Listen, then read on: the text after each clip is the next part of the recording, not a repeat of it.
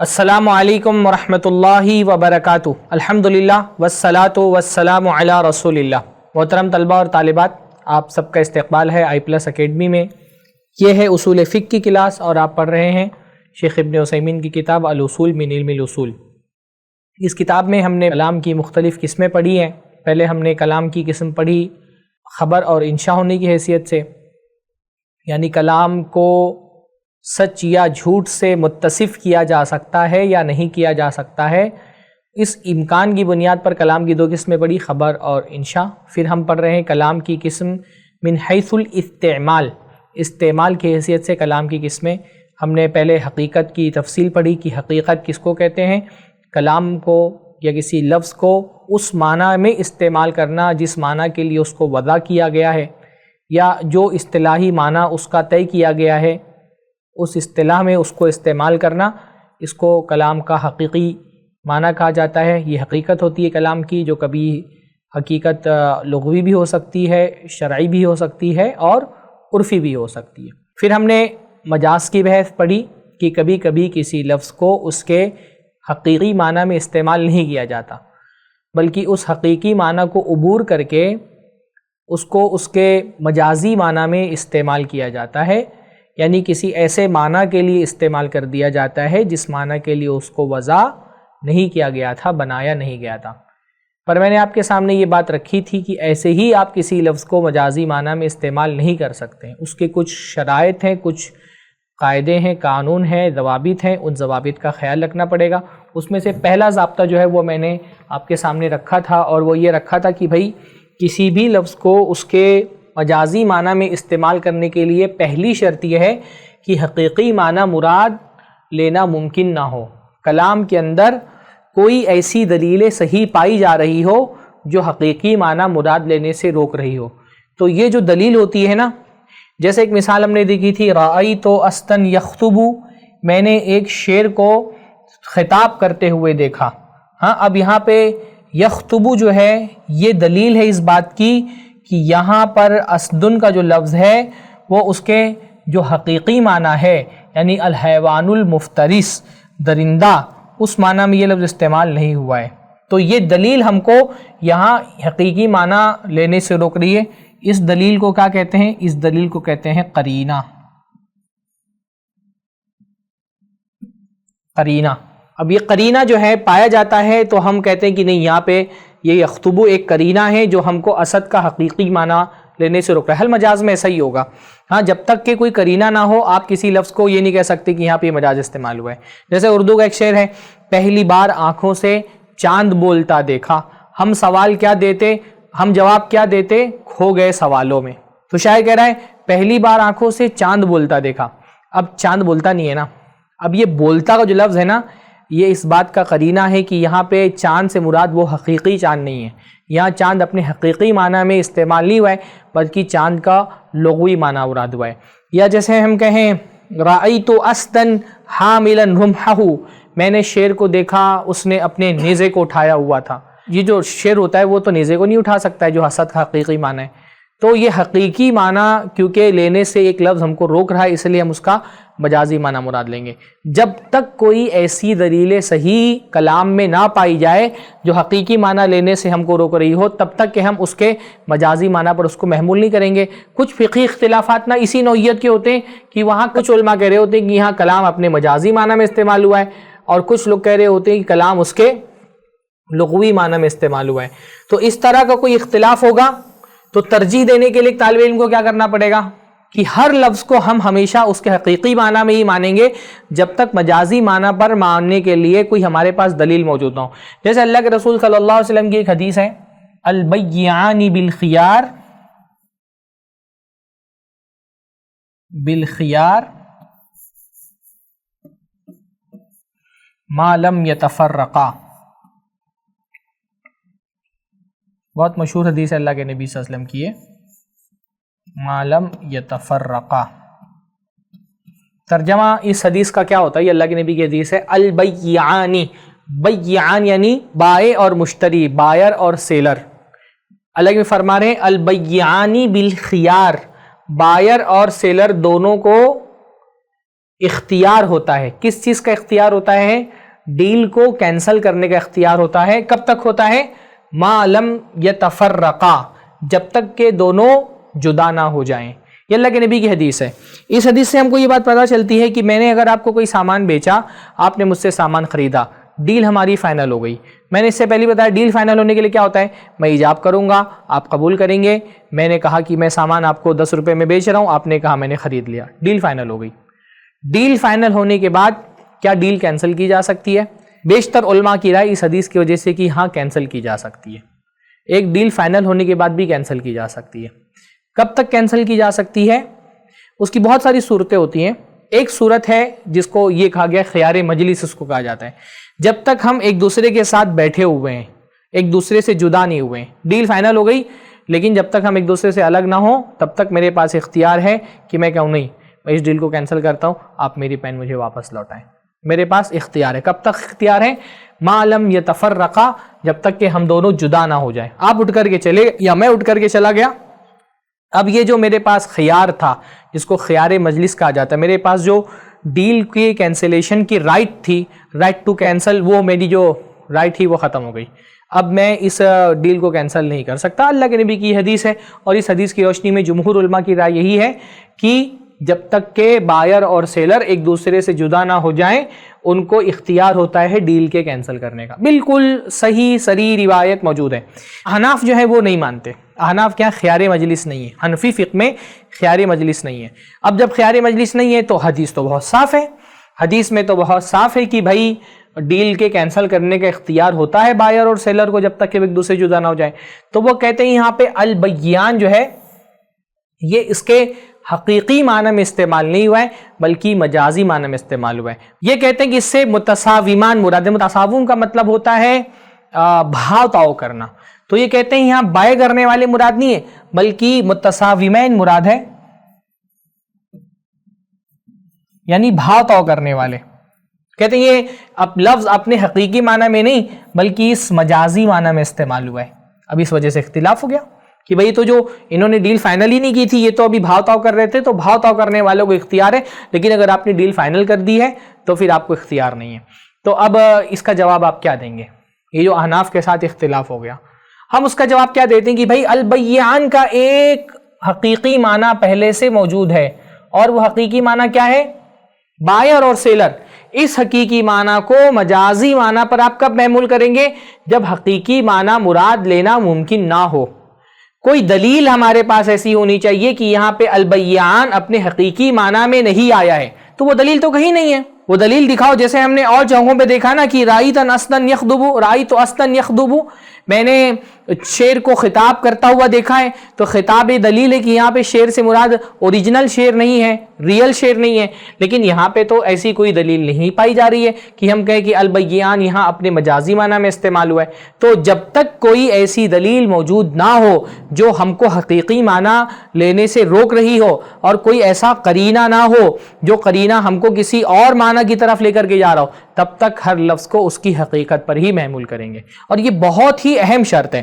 یہ اہم شرط اس لیے بھی ہے کہ عقیدے کے باب میں جو بہت ساری گمراہیاں آئیں نا، مطلب قرآن میں مجاز پایا جاتا ہے کہ نہیں پایا جاتا ہے یہ تو ایک الگ بحث ہے، لیکن عقیدے کے معاملے میں جو بہت ساری گمراہیاں آئیں اس کی وجہ یہ تھی کہ لوگوں نے اپنی مرضی سے اللہ تعالیٰ کے صفات کے باب میں، حالانکہ یہ ہمارا فقہ کی کلاس ہے لیکن مجاز کی ایک بحث عقیدے میں بھی آتی ہے، تو بہت سارے صفات کے باب میں جو گمراہ فرقے تھے انہوں نے اللہ تعالیٰ کی صفات کو مجازی معنی پر محمول کرنا شروع کر دیا. جیسے اللہ نے قرآن مجید میں فرمایا کہ ما منعک ان تسجد لما خلقت بیدی، تجھ کو کس نے منع کیا اے ابلیس کہ میں نے جس آدم کو اپنے دونوں ہاتھوں سے بنایا تھا تو اس سے سجدے کا انکار کر دے. اب انہوں نے کہا یہاں پہ ید سے مراد ہاتھ نہیں ہے بلکہ قدرت ہے. ید سے مراد قدرت ہے، یعنی وہ کہتے ہیں ید کا لفظ اپنے حقیقی معنی میں یہاں پر استعمال نہیں ہوا ہے بلکہ اپنے مجازی معنی میں استعمال ہوا ہے. تو کیوں مجازی معنی میں استعمال کرنا ہے؟ آپ کے پاس کیا دلیل ہے کہ یہاں ید کا لفظ اپنے حقیقی معنی میں استعمال نہیں ہوا ہے؟ کوئی دلیل نہیں ہے. جو دلیلیں دی جاتی ہیں کہ ید اگر اللہ تعالیٰ کے لیے مان لیا جائے گا تو مشابہت لازم آئے گی، تو یہ بات غلط ہے. ید کی نسبت جب اللہ کی طرف کی جائے گی تو اللہ تعالیٰ کے شایان شان جیسا ہاتھ ہے وہ مراد لیا جائے گا. ید کی نسبت جب بندوں کی طرف کی جائے گی تو جیسا بندوں کے شایان شان ہے ویسا ید مراد لیا جائے گا. جیسے ید کا لفظ جب کہا جاتا ہے ہاتھی کا ہاتھ اور جب کہا جاتا ہے انسان کا ہاتھ، یا ہاتھی کا پیر اور انسان کا پیر، تو ظاہر سی بات ہے نا، دونوں کے پیروں کو پیر کہا جاتا ہے، لیکن اس سے دونوں کے پیر کا مشابہ ہونا لازم نہیں آتا ہے، مشابہت لازم نہیں آتی ہے۔ تو اللہ تعالیٰ کے لیے ید کا لفظ استعمال کر کے مشابہت لازم نہیں آتی ہے، اور کوئی دلیل ایسی نہیں کہ ہم ید کو، بلکہ دلیل تو اس بات کی موجود ہے کہ یہاں پر ید سے مراد ہاتھ ہے، حقیقی ہاتھ ہے، کیونکہ اللہ تعالیٰ نے بیدیہ فرمایا، اپنے دونوں ہاتھوں سے۔ اگر قدرت ہوتا تو دونوں قدرتوں کیا مراد ہوتا ہے؟ دونوں قدرت تو کوئی چیز نہیں ہوتی ہے۔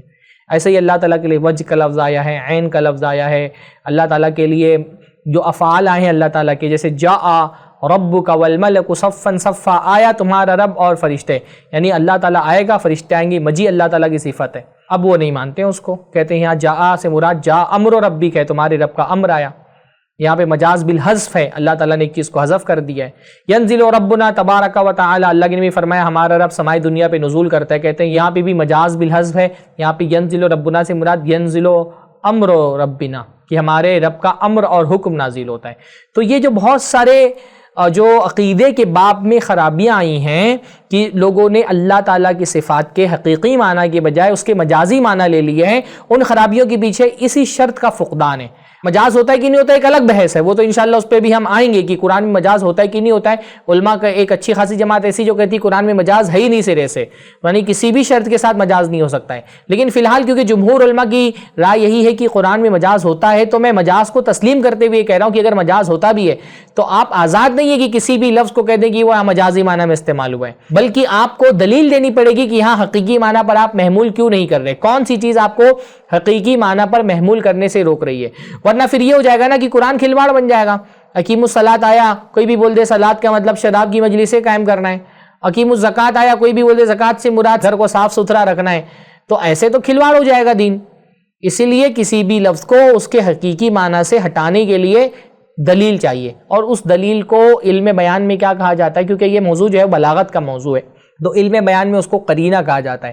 کوئی قرینہ ہونا چاہیے جو آپ کو روک بھی رہا ہے کہ یہاں پر آپ جو ہے وہ کوئی حقیقی معنی مراد نہیں لے سکتے اس لفظ کا، اور وہ قرینہ آپ کو بتا رہے کہ یہاں پر کون سا معنی مراد لینا ہے۔ تو دو شرطیں ہونی چاہیے کسی بھی لفظ کو اس کے مجازی معنی پر محمول کرنے کے لیے۔ پہلی شرط ہم نے دیکھی، پہلی شرط کیا ہے؟ پہلی شرط ہے قرینہ، کہ قرینہ پایا جانا چاہیے۔ دوسری شرط ہے علاقہ۔ علاقہ مطلب تعلق۔ ایک لفظ کو اگر آپ اس کے مجازی معنی پر محمول کر رہے ہیں، ہے نا، ایک ہے لفظ کا حقیقی معنی اور ایک ہے لفظ کا مجازی معنی۔ کسی بھی لفظ کو اس کے حقیقی معنی کو چھوڑ کے اگر آپ مجازی معنی میں استعمال کر رہے ہیں تو اس حقیقی معنی اور اس مجازی معنی کے درمیان میں کوئی تعلق ہونا چاہیے، اسی تعلق کو کہا جاتا ہے علاقہ۔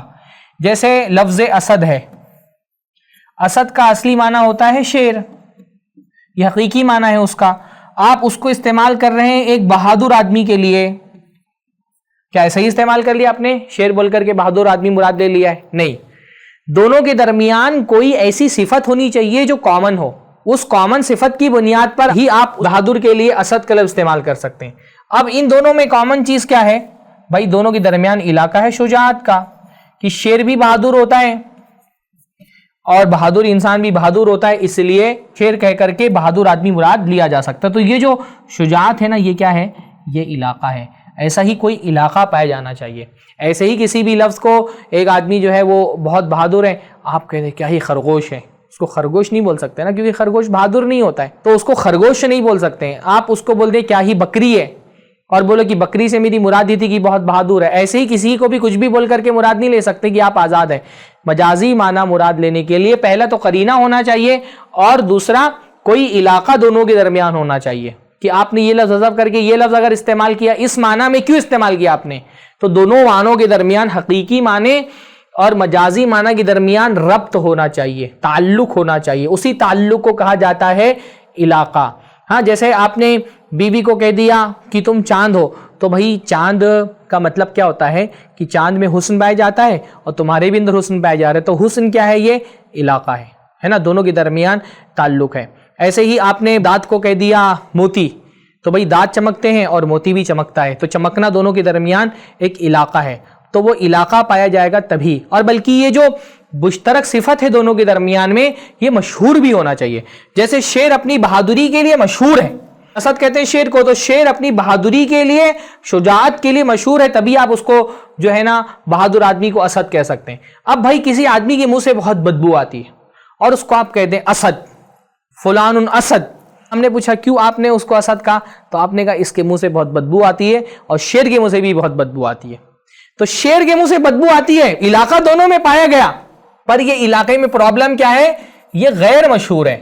ہاں، اگر علاقہ غیر مشہور ہو، یعنی وہ صفت شیر کے اندر پائی جاتی ہے پر بہت کم لوگوں کو پتا ہوگا کہ شیر کے منہ سے بدبو آتی ہے، تو اگر وہ غیر مشہور علاقہ ہے تو بھی اس کو محمول نہیں کیا جائے گا. ہاں، جیسے کسی انسان کے چہرے پر داغ ہو اور آپ بول دیں کہ تم تو چاند ہو، اور چاند سے آپ کی مرادی کی بھئی چاند میں بھی داغ ہے اور اس کے منہ پہ بھی داغ ہے.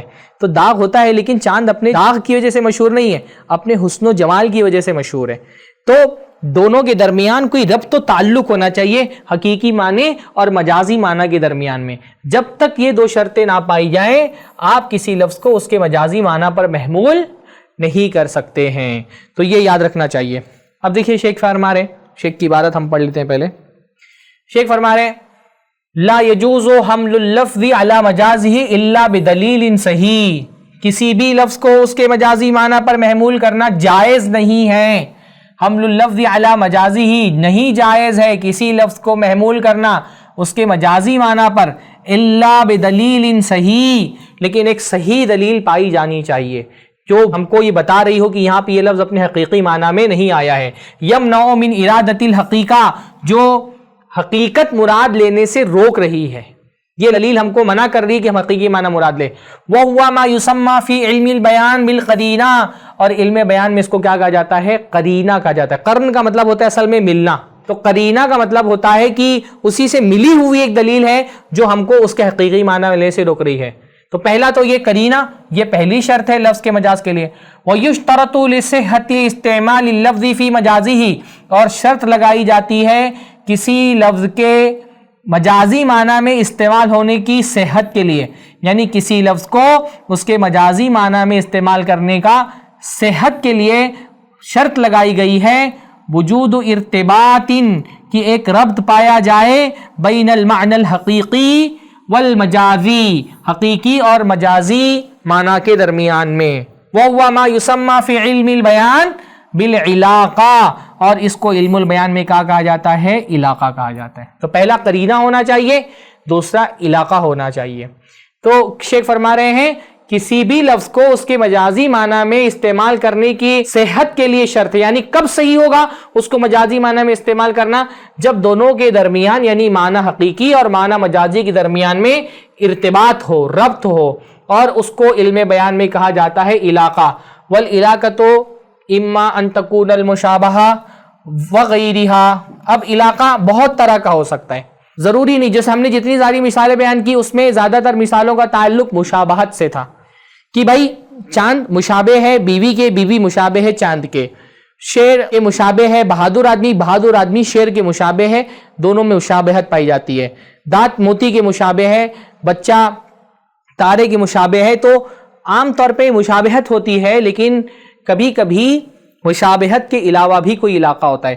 اب جب آپ علم بلاغہ پڑھتے ہیں تو اس میں تو آپ کو 30 سے زائد علاقات بتائے گئے کہ یہ علاقے ہو سکتے ہیں. ان علاقات کی وجہ سے لفظ کو کبھی اس کے حقیقی معنی کے بجائے مجازی معنی پر محمول کیا جا سکتا ہے. تو شیخ فرما رہے ہیں فَإِن كَانَتْ الْمُشَابَهَةُ سُمِّيَتْ تَجَوُّزْ اسْتِعَارَةً، اگر دونوں کے درمیان مشابہت کا علاقہ پایا جا رہا ہے تو ایک لفظ کو مجازی معنی میں استعمال کرنے کو استعارہ کہا جائے گا. تجوز کا مطلب کیا ہوتا ہے؟ تجوز کا مطلب ہوتا ہے لفظ کو اس کے حقیقی معنی کے بجائے مجازی معنی میں استعمال کرنا، ہے نا، پار کرنا جس کو ہم بولتے ہیں نا. تو آپ حقیقی معنی کو پار کر کے مجازی معنی تک چلے گئے. تو اگر دونوں کے درمیان مشابہت پائی جا رہی تو اس کو استعارہ کہا جائے گا. تجوز بلفظ الاسد عن رجل الشجاع، جیسے اسد کہہ کر کے شجاع یعنی بہادر آدمی مراد لیا جاتا ہے. وَإِن كَانَتْ غَيْرَ الْمُشَابِهَةِ سُمِّيَتْ تَجَوُّزْ مَجَازًا مُرْسَلًا إِن كَانَتْ تَجَوُّزُ فِي الْكَلِمَاتِ، اگر کلمات میں تجوز ہوگا تو اس کو مجاز مرسل کہا جائے گا، اور اگر اسناد میں تجوز ہوگا تو اس کو مجاز عقلی کہا جائے گا۔ اب ہمارے پاس بہت ساری چیزیں جمع ہو گئی، ہمارے پاس ایک چیز آ گئی استعارہ، ایک چیز آ گئی مجاز مرسل، اور ایک چیز آ گئی مجاز عقلی۔ پہلے ہم اس کو سمجھنے کی کوشش کرتے ہیں۔ دیکھیے علاقے والی بات شروع ہوئی نا کہ معنی حقیقی اور معنی مجازی کے درمیان کوئی ارتباط اور علاقہ ہونا چاہیے۔ اب علاقے کی دو صورتیں ہو سکتی ہیں۔ پہلی صورت جو ہم نے زیادہ تر دیکھی وہ کیا ہے؟ وہ ہے مشابہہ۔ مشابہت کا مطلب کیا ہوتا ہے؟ جس لفظ کو استعمال کیا گیا ہے معنی حقیقی میں معنی مجازی میں دونوں ایک دوسرے کے مشابہ ہیں۔ جیسے بہادر آدمی شیر کے مشابہ، شیر کے جیسا، مشابہت یعنی جیسا ہونا۔ تو جیسا بہادر آدمی کے اندر بھی بہادری پائی جاتی ہے، شیر کے اندر بھی بہادری پائی جاتی ہے، تو بہادر آدمی بھی شیر کے جیسا ہوتا ہے۔ تو اگر مشابہت پا گئی علاقے میں تو اس کو کیا کہا جائے گا؟ استعارہ کہا جائے گا۔ کہتے ہیں کہ مشابہت نے جو ہے نا مجاز سے نکاح کیا تو استعارہ کا جنم ہوا۔ تو یہ ہم نے جتنی مثالیں دیکھی وہ استعارہ کی ہیں۔ کبھی کبھی ایسا بھی ہو سکتا ہے نا کہ معنی حقیقی اور معنی مجازی کے درمیان مشابہت کا علاقہ نہیں پایا جا رہا ہے، غیر مشابہت کا علاقہ پایا جا رہا ہے۔ غیر مشابہت، اگر غیر مشابہت کا علاقہ پایا جا رہا ہے تو پھر مجاز کی دو صورتیں ہو سکتی ہیں۔ پہلی صورت کیا ہوگی؟ شیخ فرما رہے ہیں ان کانت تجوز فی الکلمات، اگر کلمات میں مجاز استعمال ہوا ہے تو اس کو مجاز مرسل کہیں گے، اور اسناد میں مجاز استعمال ہوا ہے تو اس کو مجاز عقلی کہیں گے۔ ابھی انشاءاللہ تعالیٰ تھوڑی دیر میں آپ کی بات سمجھ میں آ جائے گی۔ ابھی صرف اتنا سمجھیں، اگر مجاز کلمات میں ہے تو اس کو کیا کہیں گے؟ مجاز مرسل، اور اگر کلمات اسناد میں ہیں، اضافت میں ہیں، تو اس کو کہیں گے مجاز عقلی۔ اس چارٹ کو اچھے سے سمجھ لیں کہ معنی حقیقی اور معنی مجازی ان دونوں کے درمیان میں جو ارتباط ہوتا ہے اس کو علاقہ کہتے ہیں۔ یہ ارتباط کبھی مشابہت والا ہوتا ہے تو اس کو استعارہ کہہ دیا جاتا ہے، کبھی مشابہت والا ارتباط نہیں ہے تو یا تو کلمات میں مجاز ہوگا یا تو اسناد میں مجاز ہوگا۔ اگر کلمات میں مجاز ہے تو اس کو مجاز مرسل کہیں گے، اگر اسناد میں مجاز ہے تو اس کو مجاز عقلی کہیں گے۔ اب شیخ آگے خود جو ہے نا وہ تعریفات بیان کر رہے ہیں۔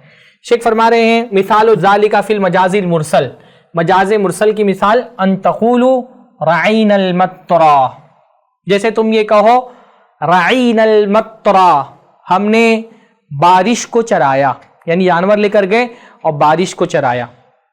بارش کو کوئی چرتا ہے؟ جی بارش کو تو کوئی نہیں چرتا۔ یہاں بارش بول کر کے آپ کیا مراد لے رہے ہیں؟ بارش بول کر کے آپ مراد لے رہے ہیں گھاس۔ یہ بتائیے گھاس اور بارش ان دونوں کے درمیان کیا تعلق ہے؟ کیا مشابہت کا تعلق ہے؟ کیا گھاس بارش کی طرح ہوتی ہے؟ مشابہت کا تعلق تو نہیں ہے۔ تو کبھی ایسا ہوگا کہ ایک لفظ کو اس کے مجازی معنی پہ آپ استعمال کر رہے ہیں لیکن ان دونوں کے درمیان کوئی مشابہت نہیں ہے، پھر کیا تعلق ہے دونوں کا؟ کیا تعلق ہے؟ بارش کا گھاس سے کیا تعلق ہے؟ یہاں آپ مطر بول کر کے بارش بول کر کے کیا مراد لے رہے ہیں؟ گھاس مراد لے رہے ہیں۔ یہاں بارش کا تعلق ہے گھاس کے ساتھ سبب کا، سبب کا۔ سبب بول کے کبھی کبھی مسبب مراد لے لیا جاتا ہے، بارش بول کر کے آپ گھاس مراد لے رہے ہیں، حالانکہ بارش گھاس کی طرح نہیں ہوتی ہے، دونوں میں مشابہت نہیں ہے، لیکن بارش گھاس کا سبب بنتی ہے۔ تو آپ کہہ رہے ہیں رعین البترا، ہم نے چرایا، یا رعینہ ہو سکتا ہے چرنے کے معنی میں بھی ہو، میرے خیال سے یہ چرانے کے معنی میں یہ کہ ہم نے چرایا، یعنی ہم جانور لے کے گئے ان کو بارش چرائی۔ تو یہاں بارش چرائی سے مراد کیا ہوتا ہے کہ ہم نے ان کو گھاس چرائی۔ اس قسم کے اور بہت سارے مجاز مرسل ہو سکتے ہیں۔ جیسے ہم نے جو ایک مثال دیکھی یہ کس کی مثال تھی؟ اب یہ مجاز مرسل کی بہت ساری صورتیں، کچھ صورتیں میں جلدی جلدی آپ کے سامنے رکھ دیتا ہوں۔ یہ کون سی مثال تھی؟ سبب کی مثال تھی۔ کیا؟ رعین المطرا، یہاں آپ نے سبب بول کر کے کیا مراد لے لیا؟ مسبب مراد لے لیا۔ کبھی کبھی ایسا بھی ہوگا کہ آپ مسبب بول کے سبب مراد لے لیں۔ ہاں، جیسے اللہ نے قرآن مجید میں فرمایا يُنَزِّلُ لَكُم مِّنَ السَّمَاءِ رِزْقًا، يُنَزِّلُ لَكُم मिनस समाई रिस्का, अल्लाह ताला आसमान से तुम्हारे लिए रिस्क नाजिल करता है। अल्लाह ताला रिस्क नहीं नाजिल करता है, अल्लाह ताला तो बारिश नाजिल करता है, वो बारिश रिस्क का सबब बनती है। यहां पे क्या हुआ था, सबब बोल के मुसब्बब मुराद लिया गया, यहां मुसब्बब, ये बारिश इसका सबब बनती है, तो मुसब्बब बोल करके सबब मुराद ले लिया गया। दोनों मिसालों में फर्क है, गौर करिए। बारिश बोल करके जब घास मुराद लिया गया था तो यहां सबब बोल के मुसब्बब मुराद लिया गया था, यहां रिस्क बोल करके बारिश मुराद ली गई है। अल्लाह ताला आसमान से बारिश उतारता है, रिस्क नहीं उतारता है, लेकिन बारिश को अल्लाह ताला ने रिस्क कहा तो मुसब्बब बोल करके सबब मुराद ले लिया गया। इसी तरह से और भी दो मिसालें मैं आपके सामने रख देता हूं। कभी कभी किसी चीज की ज्यादती करके मजाज लाया जाता है, हाँ, अल मजाज बिल ज्यादा उसको कहा जाता है। और कभी कभी अल मजाज बिल हज़्फ, किसी चीज को हज़्फ करके जो है ना मजाज लाया जाता है। जैसे अल्लाह ने फरमाया लैसा कमिस्लिही शै, लैसा कमिस्लिही शै। अब यहां पे लैसा कमिस्लिही में काफ जो है ना वो जायद है। जायद होने का मतलब यहां पर उसका माना मुराद नहीं लिया गया है। मजाज में क्या होता है, हकीकी माना मुराद नहीं लिया जाता है, तभी तो उसको मजाज कहा जाता है ना। लैसा कमिस्लिही शै में माना मुराद काफ का मतलब क्या होता है, जैसा, पर यहां पर काफ से जैसा मुराद नहीं लिया गया, काफ का हकीकी माना यहां पे मुराद नहीं लिया गया है। क्यों नहीं लिया गया, अभी इंशाअल्लाह ताला, वक्त मेरा खत्म हो गया है। ये दो मिसाल इंशाअल्लाह ताला अगले दर्स में मैं रख करके बात आगे बढ़ाऊंगा।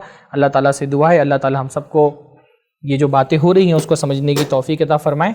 बुनियादी बात आपको याद रहनी चाहिए, मजाज की हमने पहली देखा दो किस्में होंगी, या तो मजाज के दरमियान यानी मजाज में माना हकीकी माना और माना मजाजी के दरमियान में जो रब्त है, अगर वो मुशाबहत का है तो उसको इस्तिआरा कहा जाएगा एकदम। फिर इस्तिआरा की जो है ना इधर कोई किस्म हमने बयान नहीं की, लेकिन अगर दोनों के दरमियान रब्त जो है वो मुशाबहत का नहीं है, गैर मुशाबहत का, तो दो सूरतें होंगी, या तो कलिमात में मजाज होगा या तो इस्नाद में मजाज होगा। कलिमात में मजाज की चार सूरतें हो सकती हैं, मतलब और भी सूरतें हो सकती हैं, चार हमने यहाँ पे जिक्र की है। सबब बोल के मुसब्बब मुराद लेना, मुसब्बब बोल के सबब मुराद लेना, ऐसे ही किसी चीज़ को हज़फ करके मजाज इस्तेमाल करना, और अलमजाज़ु बिज़ियादा किसी चीज़ को इजाफा करके और मजाज का इस्तेमाल करना। इसकी तफसील इंशाअल्लाह ताला हम अगले दर्स में देखेंगे। फिर हम ये भी समझेंगे कि इस्नाद में मजाज की सूरत क्या होती है। तो बने रहिए, अभी और भी मजाज के हवाले से बहुत सारी बहसें हैं। ख़ास तौर पे ये बहस बहुत अहम है कि कुरान में और अरबी ज़बान में मजाज पाया जाता है कि नहीं पाया जाता है, उस पर इंशाअल्लाह अपने अगले दुरुस में हम गुफ्तगू करेंगे। आप आज का दर्स यहीं पे ख़त्म करते हैं। सुभानअल्लाह बिहम्दी, सुभानकल्लाहु बिहम्दिका, अशहदु अल्ला इलाहा इल्ला अंता, अस्तगफिरुका व अतूबु इलैक। अस्सलामु अलैकुम वरहमतुल्लाहि वबरकातुहू। क्या आपको पता है iPlus TV के जो मुख्तलिफ प्रोग्राम्स आप तक पहुंचते हैं, दीनी programmes, Islamic programmes, research programmes, इल्मी प्रोग्राम्स, ये सारे प्रोग्राम्स को आप तक पहुंचाने में कई अखराजात होते हैं। उलमा जो अपना वक्त देते हैं, और बहुत सारे ऐसे कॉस्ट जो बिहाइंड द सीन डिपार्टमेंट्स होते हैं जो उलमा के इल्म को आप तक पहुंचाने में जरिया बनते हैं, जैसे technical staff, editors, animators, social media staff, support staff. Technology का भी कॉस्ट होता है, premises cost, travelling cost, equipment. एक प्रोफेशनल स्टूडियो को मैनेज करने में, एक टीम को मैनेज करने में बहुत सारे कॉस्ट होते हैं। मैं आपको भी उभारता हूं कि आप भी इस काम में जरूर सपोर्ट करें, iPlus TV में अपना ताउन जरूर पेश करें। जज़ाकल्लाहु खैर, वस्सलाम अलैकुम।